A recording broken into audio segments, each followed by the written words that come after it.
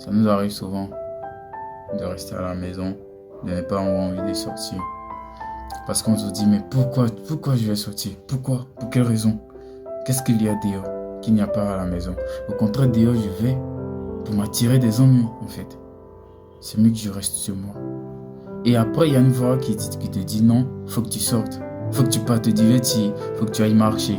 Faut que tu ailles te détendre, en fait. Et là, en fait, du moment où tu te disais que non, tu ne veux pas sortir, tu évitais de faire quelque chose parce que tu veux sortir. Exemple, quelqu'un qui veut fumer une cigarette. Il se dit que non, à la maison, il ne peut pas fumer parce que voilà, il ne faudrait pas que tout le monde le sache et tout, comme ça. Donc, il est obligé de le faire dehors. Mais bon, voilà, tu te dis que pour arriver un moment, tu décides de tout laisser tomber. Voilà, tu as tout, tu abandonnes tout. Mais tu as des envies, voilà, envie de sortir, marcher, te détendre. Mais comment reprendre ces différentes activités-là avec un manque? Quand je dis avec un manque, c'est-à-dire en mettant de côté la cigarette. Marcher, se détendre. Être libre en fait. En laissant tomber cette substance qui détruit, qui nous rend malades chaque jour. Mais malgré tout, on n'arrive pas à s'en passer. Frère, j'ai été moi aussi atteint de ça.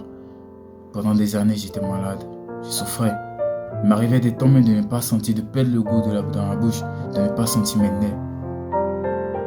Ça m'a tellement démoralisé à un certain temps de ma vie. Et je peux être sûr que c'est à cause de cette substance que j'ai raté un peu une partie de ma vie. Alors, pour toi qui écoutes ça aujourd'hui, pour toi qui m'écoutes aujourd'hui, moi je te demande de tout laisser tomber.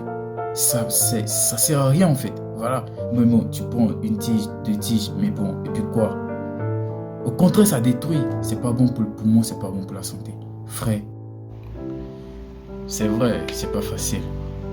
C'est pas facile de laisser tomber quelque chose autant on s'attachait depuis un certain temps.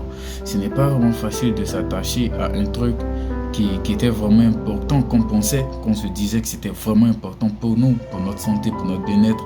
Mais au final, de se rendre compte que cette substance en fait, ou cette chose, puisque ça peut être autre chose, nous rapproche encore plus, nous ramène en arrière en fait. Je sais pas si on se comprend. Donc du coup, moi je dis, c'est pas seulement dans le domaine de la cigarette, mais on a tous quelque chose en nous que nous voudrons laisser tomber. Quel moyen mettre en œuvre pour arriver à surpasser cela? Il y a tellement de choses. Vas-y, fais du sport, amuse-toi, pense positif, mais tout en mettant de côté ce à quoi tu penses et qui peut te détruire. C'est la seule façon de trouver la solution et la seule façon de pouvoir se remettre. On voit des gens souvent qui disent à chaque fois, c'est dur d'arrêter la cigarette, c'est dur, c'est trop dur, la cigarette je peux pas. Aujourd'hui le mec qui se lève et prend une décision, se dit que voilà, moi je touche plus à ça. Mais même pas 1 heure après, même pas 10 heures après, il part encore et toucher la même substance. Parce que c'est vraiment pas facile. Il y a des gens qui attendent le moment où ils sont tombés malades ou lorsqu'ils se sentent mal à la consommation abusive du tabac, de la cigarette. Donc, pour prendre une décision, pour se dire que non, c'est bon, ça va, j'arrête.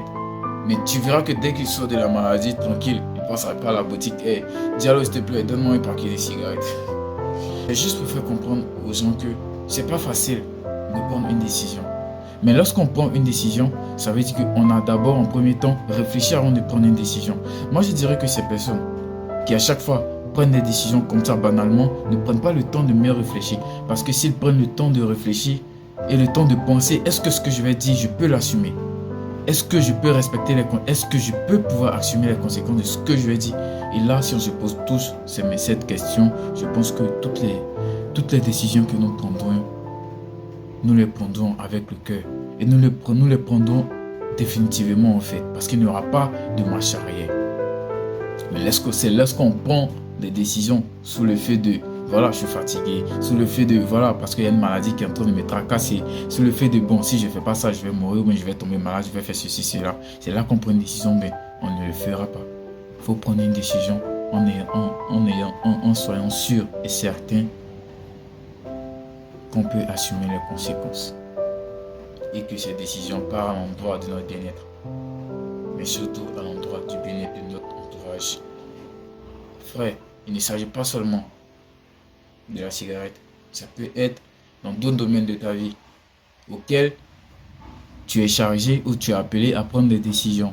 Aujourd'hui, hier, tu avais 1 an, aujourd'hui, tu as 20 ans. Ça veut dire qu'au fur et à mesure que les années passent, au fur et à mesure, il y a de nouvelles tentatives et il y a de nouveaux obstacles qui sont là, auxquels il faut faire face.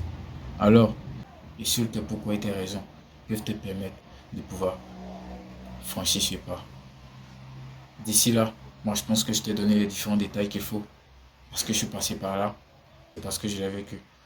Alors si la vidéo t'a plu, n'hésite pas à liker la vidéo ou à la partager pour permettre à d'autres personnes aussi de pouvoir prendre conscience et prendre les bonnes décisions. D'ici là, je te dis à bientôt. Si tu le sais encore, ensemble famille.